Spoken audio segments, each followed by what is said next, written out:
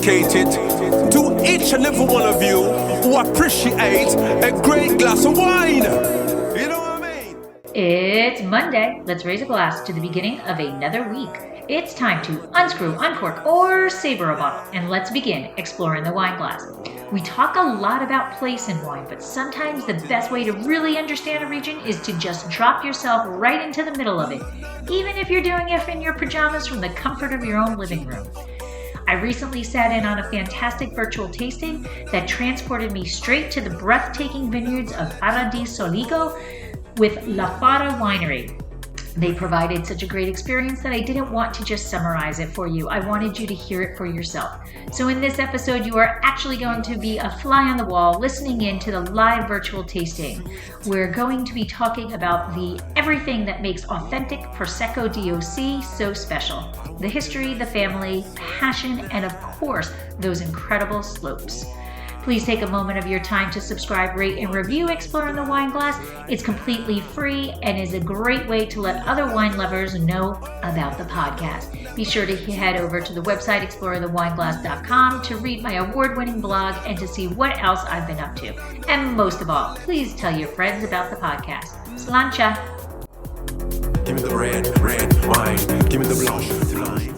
Hey everybody, I'm Lori Budd, a UC Davis winemaking program, Spanish wine scholar, sommelier service, champagne and Côte d'Aron specialist, and a WSET Level 2 graduate. You can find Exploring the Wine Glass on all the socials, as well as your favorite podcast catchers. If you haven't subscribed yet, now's the perfect time to swipe, subscribe, rate, and review. Stay in the know about all things wine by visiting my website, exploringthewineglass.com. I promise I'll never tell you what to drink, but I'll always share what's in my glass. Water got turned right into wine. Was started in 1997, continuing the family activity. When we graduated, we decided to continue the family activity, also bottling. My father and my grandfather used just to make wine, to cultivate wine and make wine just for family, for friends. And said now we decided to continue the family activity because of our love, I think, with our land. This is basically the reason. So we are quite a company, quite young, but in the same time with in just a quite long experience in this world. When we started, we had just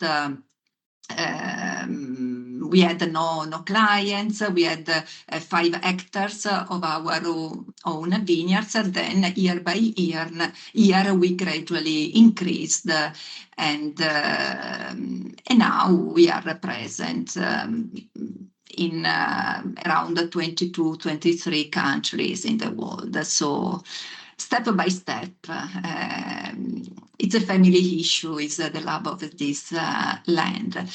Cynthia, you have to wait other people? Or okay, may I ask a question real quick? Just yes. A question. You said what generation are you? Your 4th generation? Our family has always had vineyards. 4 or 5 generation, but we are just the first generation that decided to make wine for the sales. In the past, you know, like every farmer used to have different cultivation, cows, vines, and we were part of this old world. And we had vineyards in the hills where we have always cultivated vineyards. And but my father, my grandfather used to take the grapes to the cooperative. They hadn't the opportunity to make a wine professionally in a certain way, but just for the family. It was a tradition, a very common tradition in our area to make wine for our own family and for friends. Of course, when we were three siblings, and when we graduated, we had to decide what to do. And so, considering that my brothers studied enology at high school, and I used to help my family in the vineyards, updating the system of cultivation, introducing something new. It was almost natural to continue the family activity. So thanks to our parents, because we have to recognize that it was a big and enormous favor to give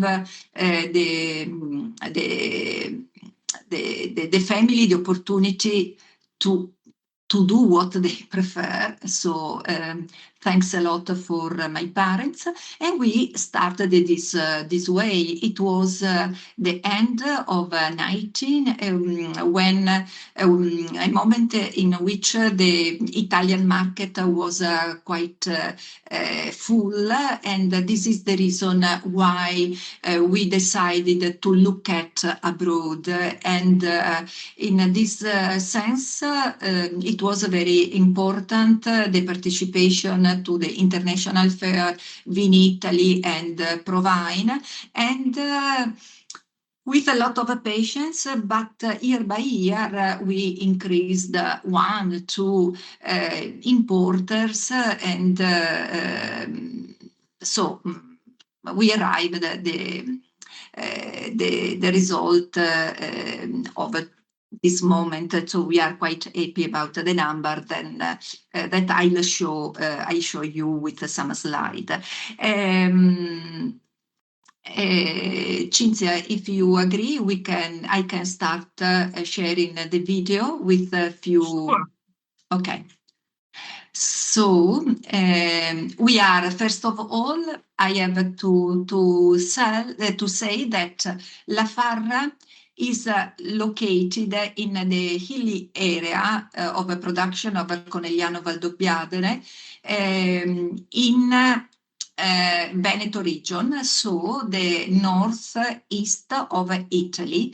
In this map, we can see an area, the green area that shows the area of production of Prosecco DOCG. Instead, they are basically 9 provinces between Veneto region and Friuli Venezia Giulia. Just in the small yellow area, we have Conegliano Valdobbiadene. That is the historical area of Prosecco, the most suitable area because of, the microclimate, the characteristics of the soil, the land that make the Prosecco of Conegliano Valdobbiadene famous. And here we are in Farra di Soligo. Farra di Soligo is just in the center of this area, composed of 15 municipalities. The 2 main villages are Valdobbiadene, the production capital of the area, and Conegliano, which is the culture capital of this area, where there is the enology school, the first enology school in Italy. And we have our vineyards. Before starting to speak about the location of our vineyards, I would like to highlight the particular characteristics of this area, which has a natural vocation for viticulture. They are at the feet of the hills, the Alps, and they are protected from two mountains, Monte Cesena and Monte Visentin, that are very, very important for the climate. So here the cold wind can't arrive during the winter, and we have also always a more a fresher temperature during the summer. Like I told before, it's a hilly area. The hills stretches from east to west, and the shapes of the hills, the morphology is very various inside this area. In fact, in Conegliano, we have soft, slower hills. Instead, in Farra di Soligo, like I showed you before, we have very steep slopes, very steep hills, and in this case, you can see that just the south slopes are cultivated. Inside the top of the hills, and of course the north side are just forest wood. So it makes this place, according to me, very special, also because we have vineyards, but also forest wood in the same place, not just vines. And I return here, like I told you before, we have a special condition for for the cultivation of the vine, because during the summer, for instance, it rains much more than in the flat. You can consider, for instance, that there are a big difference from the hills and a flat plain at a distance of 10-15 kilometers. So really a special place. Here instead we have some pictures of our family. In this case, I have the first, we start from our grandfather, no, even more, my grandfather, I don't know how to say, but in this case instead, I have my grandfather, my father, Innocente, and me. Guido wasn't born, so it was before 1971. Instead, here there is Innocente, my father, me, and Guido, and now this is here we have the number of our winery, our company. So 1997, the date of the foundation. The partners, 3 siblings, the hectares, we started from 5 hectares. Instead, now we have 27 hectares of vineyards. 18 of them are in the hills, and in different location inside the Conegliano Valdobbiadene area. 9 hectares are at the feet of the hills where we produce the Prosecco DOCG. The production of last year is around 700,000 bottles, was 100,000 bottles. We are a small company because we have 6 people that help us in the cellar and in the cellar and also in the vineyards, and of course for harvest and for the prune. For pruning, we have seasonal workers, normally groups of around for the harvest, because we harvest by hand in the hills and also in the flat. Around 20 people. So just to show you where our vineyards are located, I go back a little bit, I return to this map, because we have vineyards in Farra di Soligo, so in the center, and then in Refrontolo, and in San Pietro di Feletto, and in Follina, which is here. That is important because we have different characteristics of the soil, and that of course gives the wine different characteristics, different flavors. So I'll return to the this is Rive dei Nardi. Here we can see the steep slopes. We start, for instance, this is our vineyard. And so in this case, we start from 200, around 200 meters above sea level. And in this area, we can arrive maximum at 400. In this case, our vineyards arrive at around 336, 340. The top is forest wood, like I told you before. And ecco, here it's this slide shows the different characteristics of the soil inside the Conegliano Valdobbiadene area. So we have vineyards here in Farra di Soligo, where we have mostly a conglomerate, so a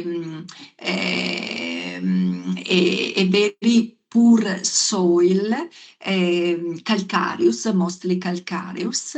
In Follina e Refrontolo, instead, we have more stones, and instead in San Pietro di Feletto we have more clay and a soil that gives the wine more structure, more body. Towards Farra di Soligo instead, we find more flora and more fresh fruity aroma. In Follina, we have soil and temperature that gives the wine more acidity. That is also important because, like we see later, we produce different typologies of wine. 2 of them are produced just in Farra di Soligo, so they are produced. They show the characteristics of a specific soil. In another one, instead, we have a blend of different grapes. So we put together different characteristics of the soil to get a specific balance in the cellar. This is another view of our land. And here we have a bench of grapes. Because, and here you can see also people to show that in this place everything is done by hand. We harvest by hand, but everything, when we have to cut the grass, everything has to be done by hand, and it's clear that the hours of work are almost. I can say even more than 3 times than the hours used in the flat plan. Quindi, so different kind of a world, different beauty, I say. This is our cellar. We have 2 buildings, and also these show the gradual increase of our winery, because at the beginning we had a smaller building, then we restored and we built this yellow building, and then in 2004 and 2012 we built inside this the white building. Now we have a project also to restore again, to make some changing, but we'll see the next future. Here inside, we are inside the cellar, like every cellar of Conegliano Valdobbiadene Prosecco Superiore. We find just steel tanks. We have the autoclaves where the second fermentation takes place, and the normal tanks where we store the wine. Our philosophy is very simple, in the same way also very difficult, because we are aware that we can get an excellent Prosecco Superiore just from starting from an excellent quality of the grapes. So we try to cultivate directly the vineyards. It's very important to respect the time of the single operation we have to do, to see if a season, for instance, is dry or it rains a lot.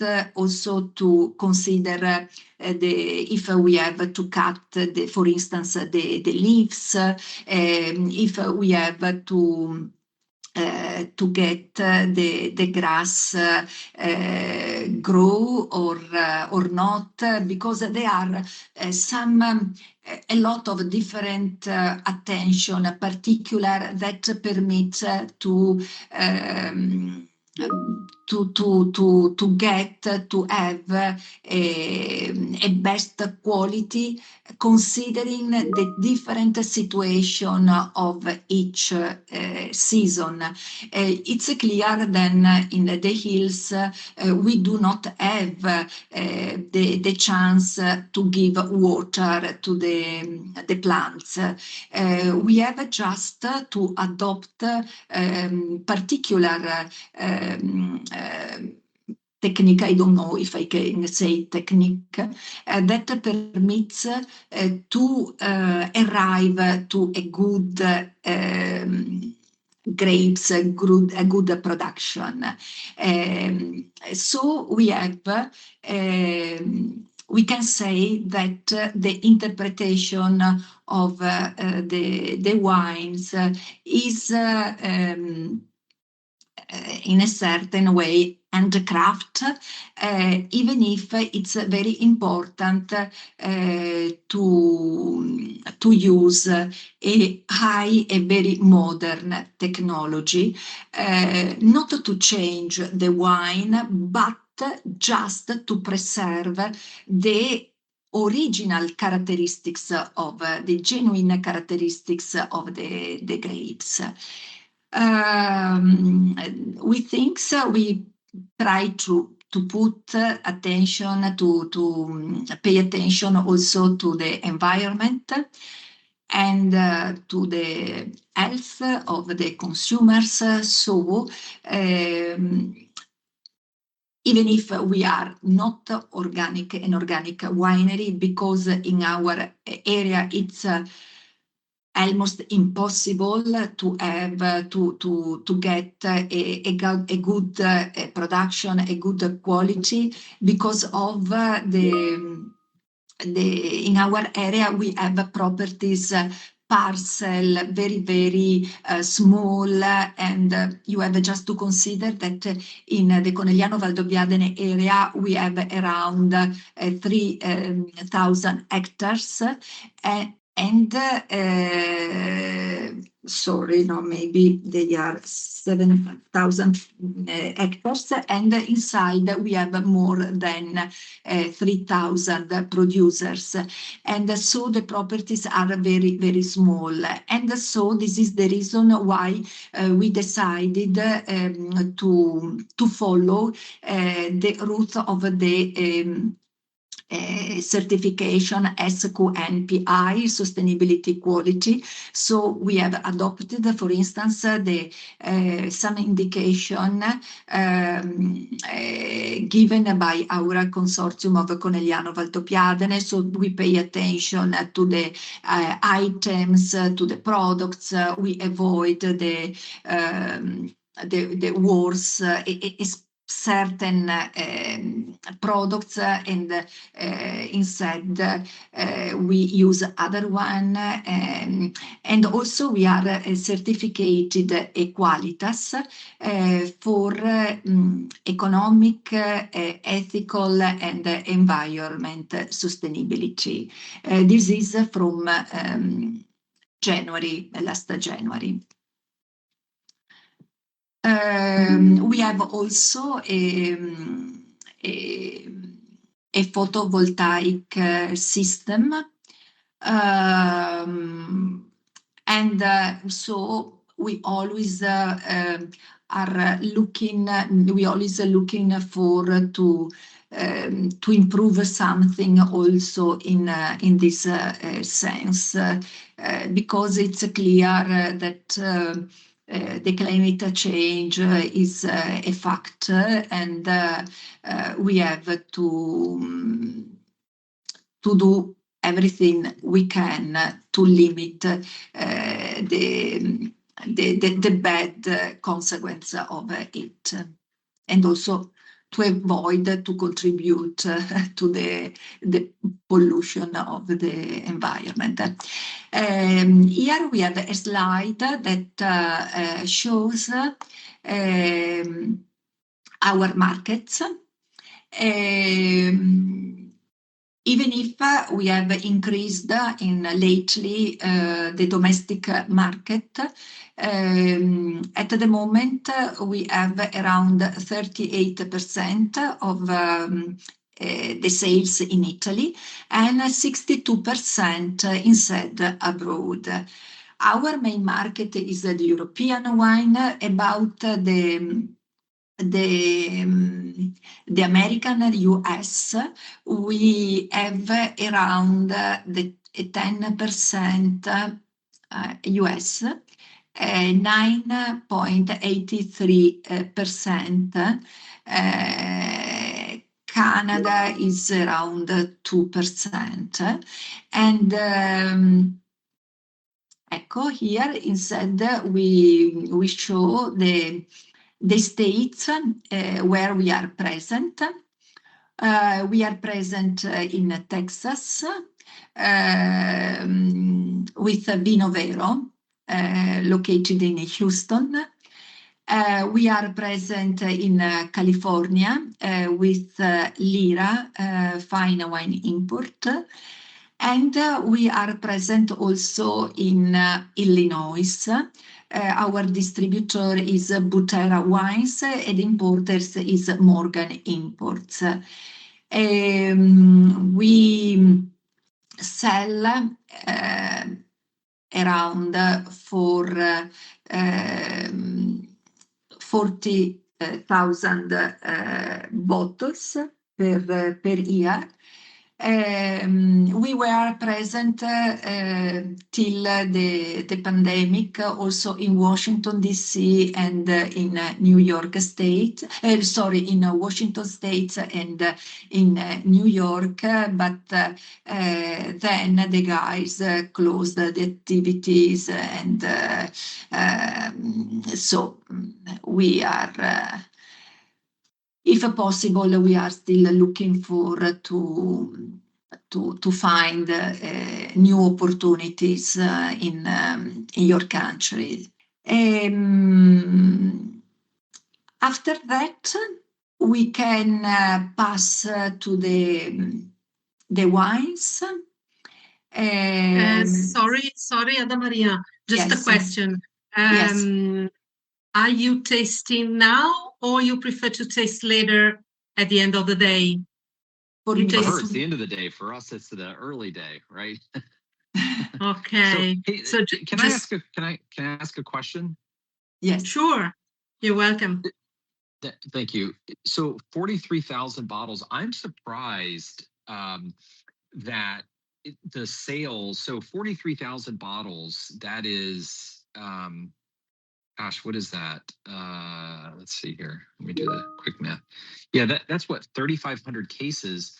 I'm surprised it's so low in the United States, because Americans love sparkling wine, and they certainly love they really love Prosecco. So what do you have a plan for increasing the U.S. sales? I know all three of I don't know them well, but I'm familiar with all three of these importers. Are you said you're actively looking for more importers? Is that part of your strategy, is to actively increase production here in the U.S.? And if so, what are you doing to do that? Because Prosecco, people love Prosecco here. For instance, till now, our if I understood well your question, till now, our main way to find a new customer is it was the fairs, like I told before. So, for instance, we met Cristina Vinovero at Vinitaly, Christian Valbruzzoli di Lira at an event organized by our consortium of Conegliano Valdobbiadene. It was a sort of workshop through the US. In that year, I remember we had New York and San Francisco, and there we met Christian. Instead, John Butera wrote, I don't know how he discovered us. Now, for instance, we are attending, last year we attended Vinitaly Chicago in October, and we are returning this year, but this year is New York, the city chosen by Vinitaly. It is always strange. I don't know which is the best way. In our experience, till now, I repeat, it was the fair, or maybe the advice, the suggestion of somebody that knew us. It's clear that now everything is changing. We are asking about the role, even the role of the fairs, because we see our importers, and they used to go to the fairs just if they if they have to find new wines to see the mood. Sometimes they arrive to us with a lot of information, so they studied before. It's a very various the way we. For instance, at this moment, we have a distributor from North Carolina who is looking for an importer. And so he asked our Vino Vero in Texas, but they can say sail just in Texas. So who knows how the guys from North Carolina entered in contact with our wines. I don't know. Sometimes they write us directly to ask for supplying the wine. I don't know Ada your Maria, opinion. Yes. I have a question maybe related to Frank's question. For the moment, considering the map you're showing us, for the moment, as a company, for you is sufficient these 3 points in the whole United States, or are you looking for a more extended coverage? For you is sufficient for the moment. But it's we can't say it's sufficient or not, because we have our own production, and we sell according to the request of the market. We have at the moment we also sell the wine, not bottling, to other industries. So it's clear that we have the chance to increase a little bit. And this is the reason why we are looking for new importers. For us, it's always better to go out with our label instead to sell just a liquid to the big industry. And this is the reason also because we are increasing the hectares, and in this moment we have this chance. So we sent you 3 different typologies of Valdobbiadene Prosecco Superiore. The first one we are tasting is extra brut, just to starting from the lower level of sugar and then going up. So we are starting with Valdobbiadene Prosecco Superiore Rive di Farra di Soligo Extra Brutta. The first thing we have to say is it is Rive typology. That means that is a wine made just from grapes grew up in a specific place. A vineyard we have up in the hills of Farra di Soligo. In this case, the wine shows the characteristics of the soil, the microclimate of that specific place. The residual sugar in this case is 5 grams per liter. The other very important characteristic, according to me, is the long refinement of this wine at contact with the yeast after the second fermentation. That makes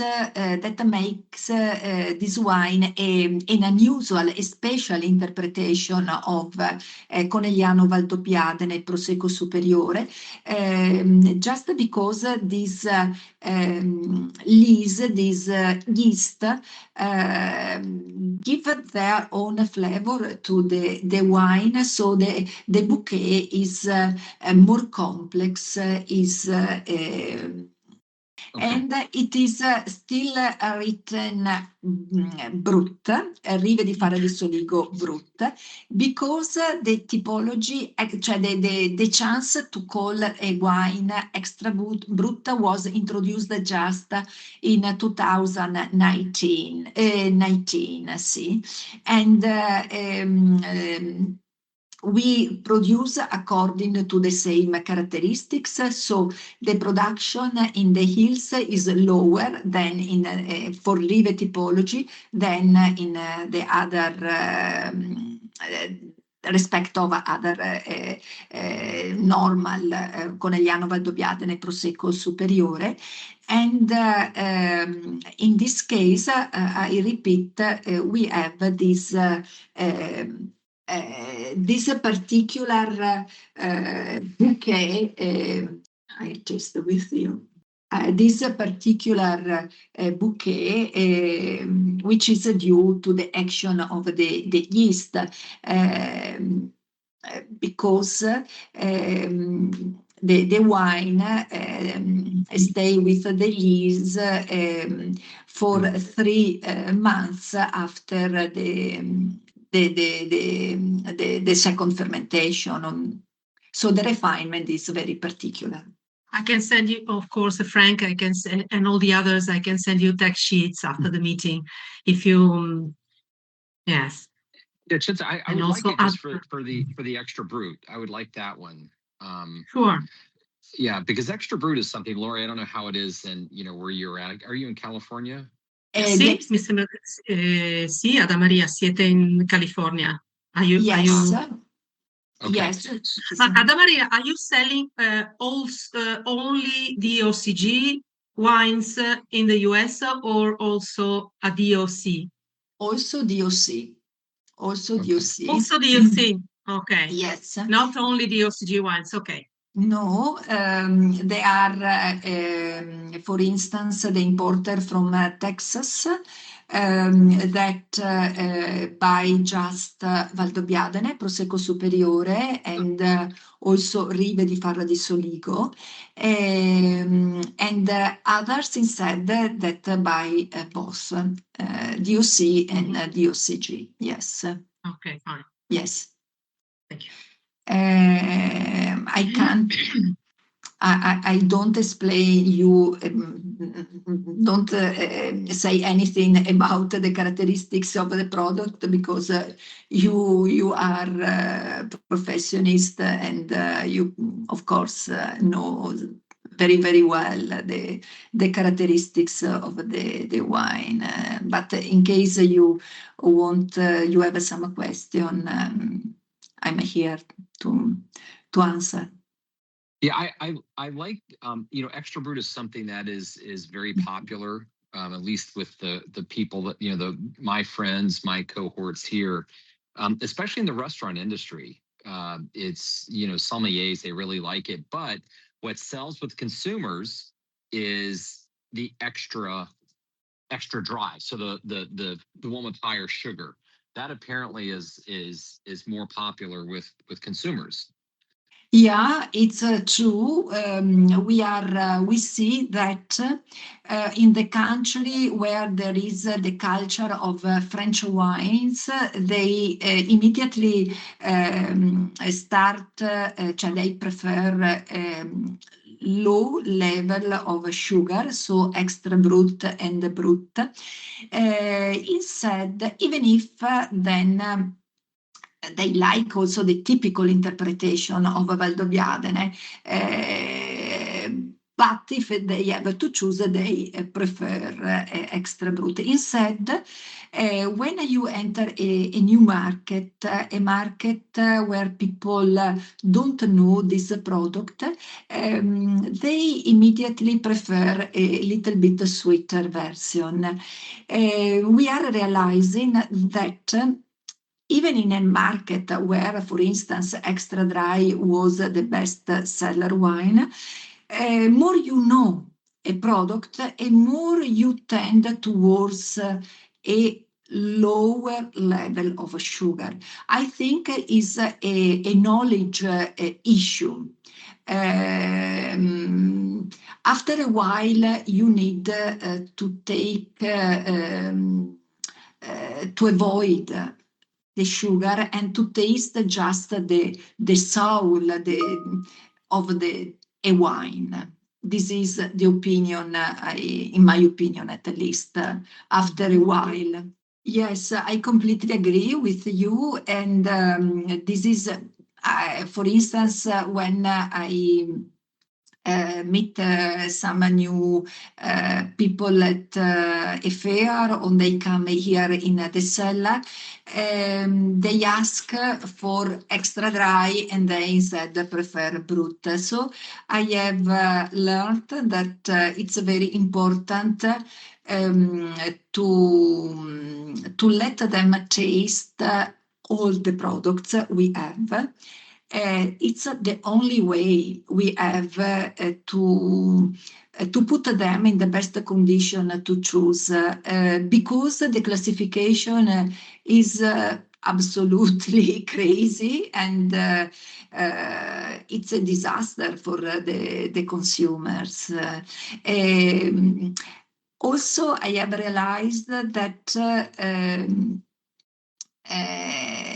the extra dry with a good balance in sugar, it's anyway appreciated.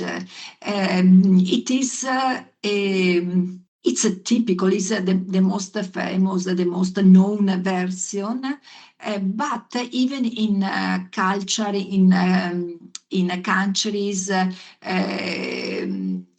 in which people prefer very, very low residual sugar content, they like it anyway. We have, according to me, just to explain, to educate them, and to let them taste the differences. That is very important, also because they have a product, an element of a comparison. They can, when you taste a product with a special characteristics, at least an authentic product produced in the historical area of production, they have a meter of valuation, a meter of comparison.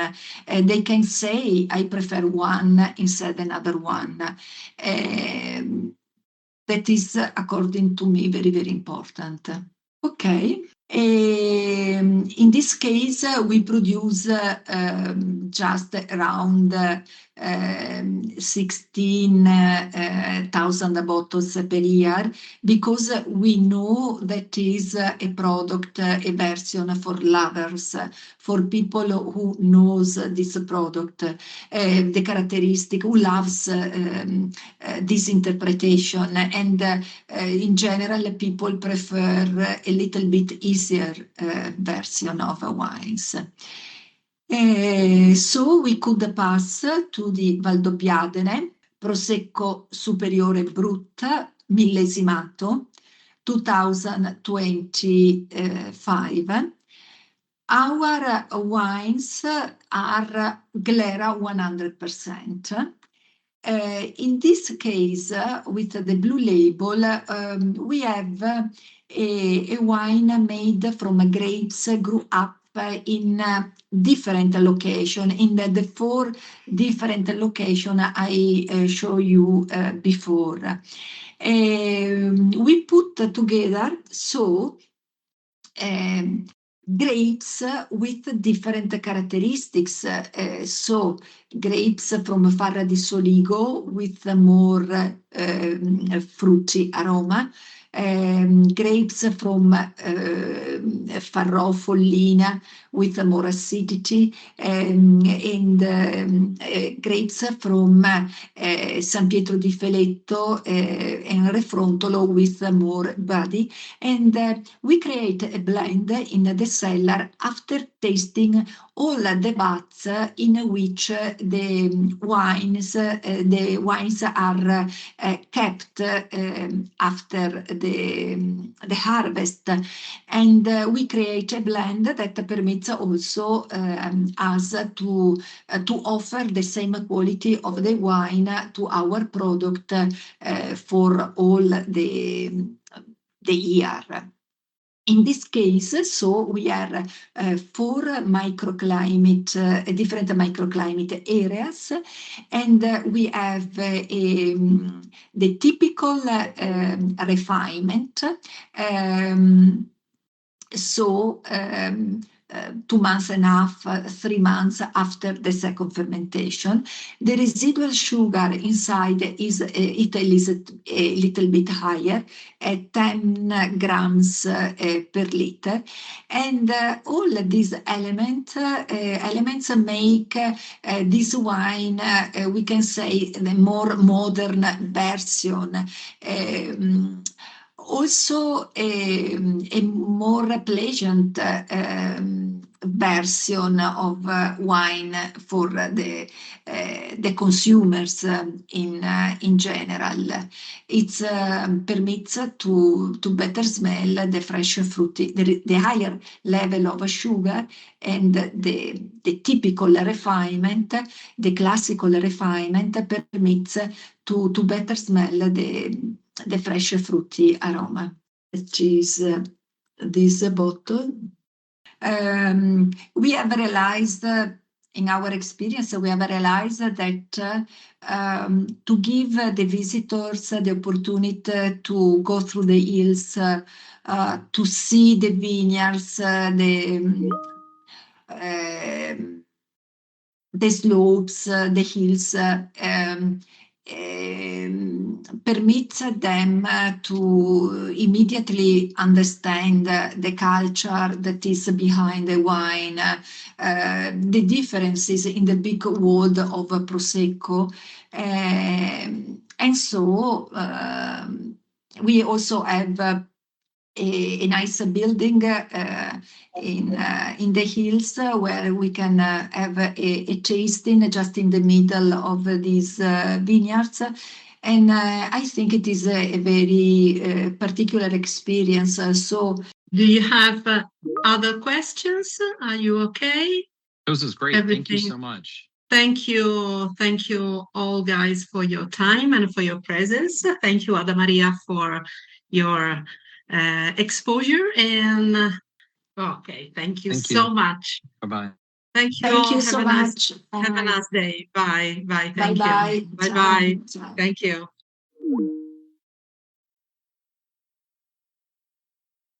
This has been another episode of Exploring the Wine Glass. Thanks for listening. If you have suggestions on what topics you would like me to discuss, please reach out on social media. You can find me on Twitter, Instagram, and Facebook as Exploring the Wine Glass. I am also on LinkedIn as Lori Hoyt-Budd. Of course, you can always email me at exploringthewineglass@gmail.com and sign up for my newsletter at exploringthewineglass.com. If you enjoyed what you heard, please rate, review, and subscribe to help others find me more easily. And most importantly, tell your wine-loving friends, because if you like the podcast, they will too. Podcast music is Wine by Kevins. Until next week, slancha.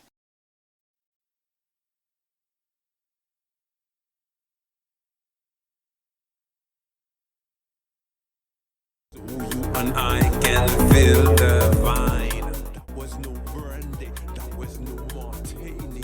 Irish coffee, banana, daiquiri, sweet Merlot. Give me the Nebbiolo, Tempranillo, all the lovely Barolo.